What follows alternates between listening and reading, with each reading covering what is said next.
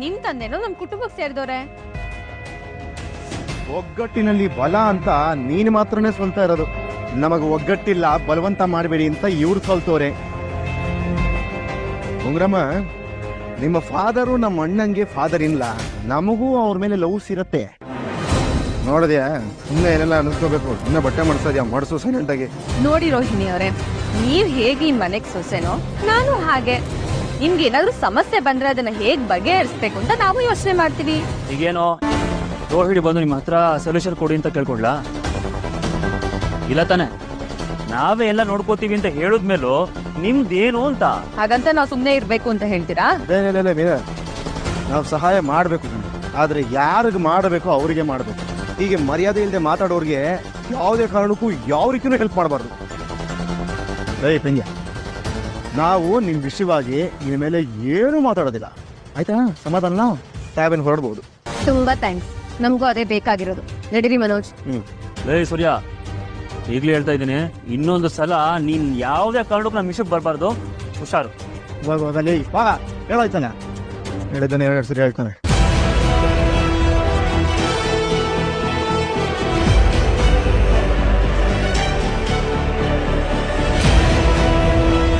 ಏನ್ರಿ ಇವ್ರು ಈ ರೀತಿ ಮಾತಾಡ್ತಿದ್ದಾರೆ? ಏನ್ ಮಾಡಕ್ಕಾಗತ್ತೆ, ಅವನು ಉದ್ದಕ್ಕೆ ಬೆಳ್ಕೊಂಡಿರೋ ಈಚಲ ಮರ ಕಣೆ. ಗಾಳಿ ಯಾವ ಕಡೆ ಬೀಸತ್ತ ಆ ಕಡೆ ವಾಲ್ಕೋತಾನೆ ಅಷ್ಟೇ. ಪೌಡ್ರಮ್ಮನೆ ಅವನ ಮೇಲೆ ಬೀಸ್ತಿರೋ ಗಾಳಿ.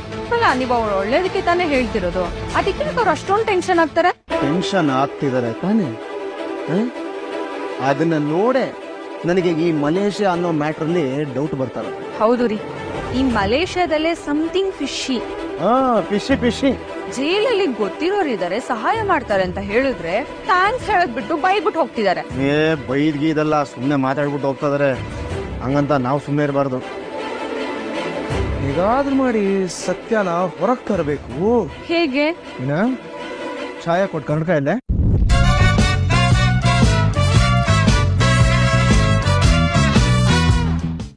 ಈಗ ಈ ಕನ್ನಡಕ ಯಾಕೆ ಹಾಕೊಳ್ಳೋದಕ್ಕೆ ಹೇಳಿದ್ರಿ? ಡಿಟೆಕ್ಟಿವ್ ಕೆಲಸ ಮಾಡ್ಬೇಕಾದ್ರೆ ಹಿಂಗೆ ಗೆಟಪ್ ಹಾಕೊಂಡು ರೆಡಿ ಆಗ್ಬೇಕು. ಈಗ ನಾವು ಕೆಲಸ ಎಲ್ಲಿಂದ ಶುರು ಮಾಡೋಣ?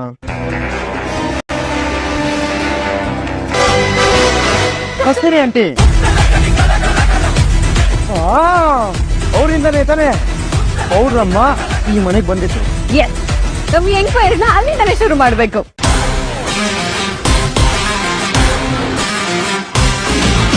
ಪರವಾಗಿಲ್ಲ ಮೀನಾ, ಇಬ್ರು ಒಂದೇ ರೀತಿ ಯೋಚನೆ ಮಾಡ್ತಾ ಇದೀವಿ.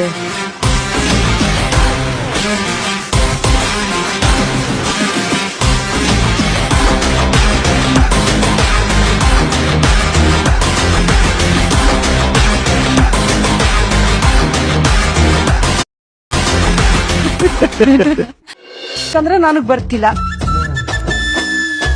ಶಾಂತಿಗ್ ಫೋನ್ ಮಾಡಿ ಕೇಳ್ತೀನಿ. ಚಿಟ್ಟಮ್ಮ, ಆಂಟಮ್ಮ.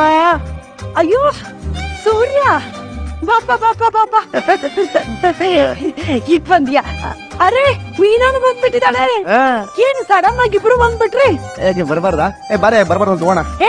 ಹಾಗಲ್ಲ ನಾನು ಹೇಳಿದ್ದು, ಸಡನ್ ಆಗಿ ಬಂದ್ರಲ್ಲ ಅಂತ ಹೇಳ್ದೆಪ್ಪ ಅಷ್ಟೇ. ಹೌದಾ? ಬನ್ನಿ ಬನ್ನಿ, ಕುತ್ಕೊಳ್ಳಮ್ಮ. ಅದು ಆಂಟಿ, ನನ್ ಫ್ರೆಂಡು ಚೀತಾ ಇದ್ದಾನಲ್ಲ, ಚೀತಾ, ಅವನು ಧಾರವಾಡಕ್ಕೆ ಒಂದ್ ಟ್ರಿಪ್ ಬಂದಿತ್ತು ಅಂತ ಹೋಗಿದ್ದ. ಅಲ್ಲಿಂದ ಬರ್ಬೇಕಾದ್ರೆ ನನಗೆ ಅಂತ ಧಾರವಾಡ ಪೇಡ ತಗೊಂಡ್ಬಂದಿದ್ದಾನೆ. ಚೆನ್ನಾಗಿತ್ತ? ಇಲ್ಲ ಆಂಟಿ, ಅದು ರಾತ್ರಿ ಹೊತ್ತು ಈ ಸಕ್ಕರೆ ಪದಾರ್ಥ ಎಲ್ಲ ತಿನ್ಬಾರ್ದು ಅಂತ ಕಂಡಕ್ಟರ್ ಹೇಳಿದ್ದಾರೆ. ಅದಕ್ಕೆ ನಿದ್ದೆ ಮಾಡ್ಬಿಟ್ಟು ಎದ್ದ ಮೇಲೆ ಹಂಗೆ ವಾಮ್ಸ್ಕೊಳ್ಳೋಣ ಅಂತ ಕಾಯ್ತಾ ಇದ್ದೆ. ಆದ್ರೆ ನನಗೆ ಒಂದು ಕನಸು.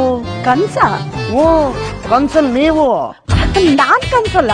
ನೀವು ನಮ್ ಕನ್ಸಲ್ ಬಂದ್ಬಿಟ್ಟು, ಅಯ್ಯೋ ಸೂರ್ಯಾಪ್ನೆ, ನಮ್ಮ ಮನೇಲಿ ಬರೋ ಕುರ್ಕುರಿ ತಿಂಡಿ ಎಲ್ಲ ಖಾಲಿ ಆಗೋಗ್ಬಿಟ್ಟಿದೆ, ಏನಾದ್ರೂ ತಂದು ಮಡಗೋ ಅಂತ ಹೇಳಿದ್ರಿ.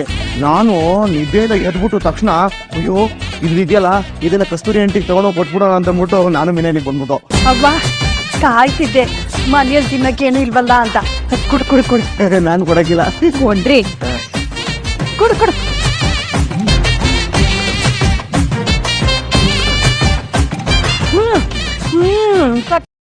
ನಾನು ಮನೆಯಲ್ಲಿ ಬಂದ್ಬಿಟ್ಟು. ಅವ್ವ, ಕಾಯ್ತಿದ್ದೆ ಮನೆಯಲ್ಲಿ ತಿನ್ನಕ್ಕೇನು ಇಲ್ವಲ್ಲ ಅಂತ. ಕುಡ್ ಕುಡ್ ಕುಡ್. ನಾನು ಕೊಡಕ್ಕಿಲ್ಲ. ಕೊಡ್ರಿ, ಕುಡ್ ಕುಡ್.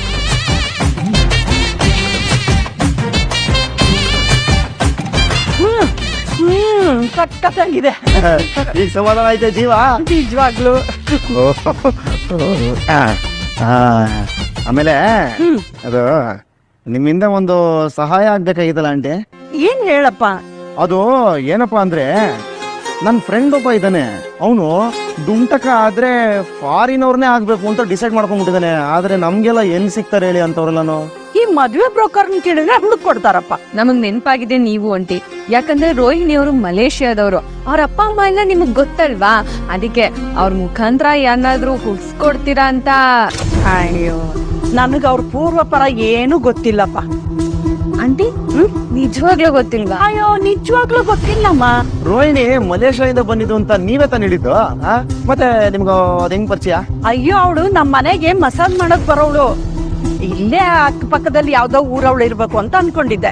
ಮತ್ತೆ ಅವಳು ಮಲೇಷ್ಯಾದಿಂದ ಬಂದಿದ್ದು ಅಂತ ಯಾರು ಹೇಳಿದ್ದು? ಅವಳೆ